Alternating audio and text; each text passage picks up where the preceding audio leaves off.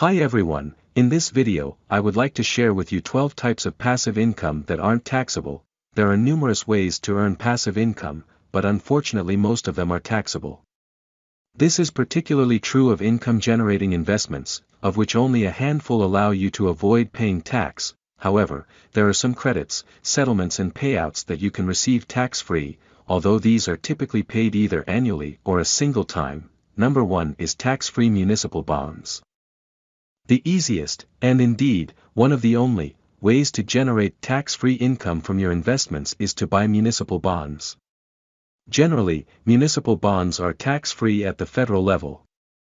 Residents of the same state as the issuer typically enjoy a state-level tax break as well.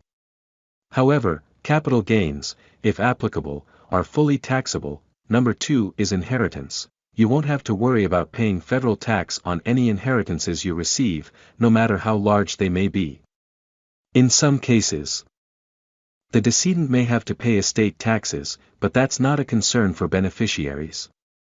However, 6 states do impose inheritance tax on recipients, so you'll have to verify whether all of your proceeds are completely tax-free. Number 3 is life insurance proceeds. If you are the named beneficiary of a life insurance policy, your proceeds will be paid to you free from income tax.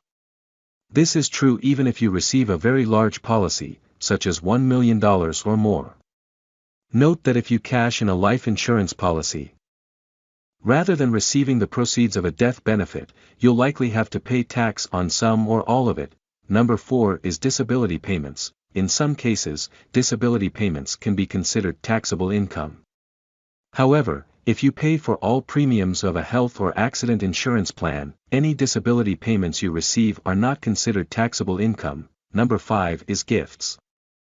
Gifts can sometimes be taxable to the giver if they exceed the annual gift tax exclusion level, which is $17,000 per person for 2023.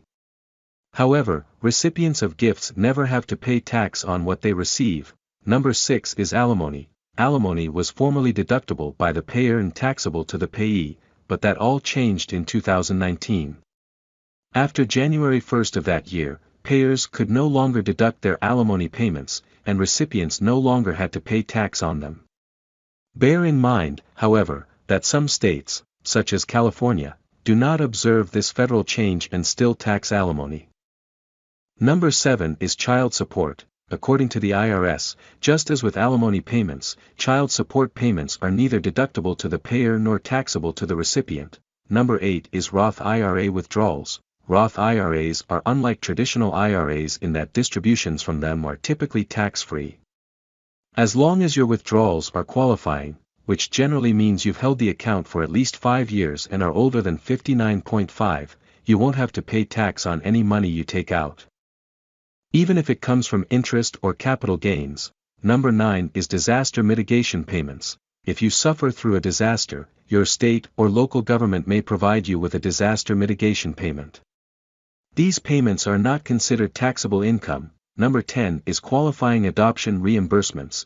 In addition to receiving a tax credit for qualified adoption expenses, you're also able to exclude from income employer-provided adoption assistance payments. Number 11 is qualified HSA funding distribution.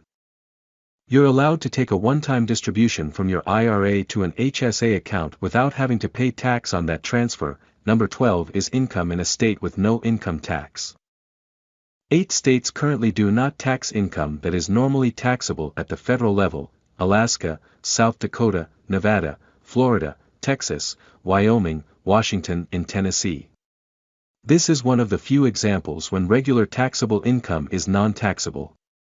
However, you still will have to pay federal taxes on your income, even if you live in a state with no income tax. Please like and subscribe my channel and press the bell icon to get new video updates.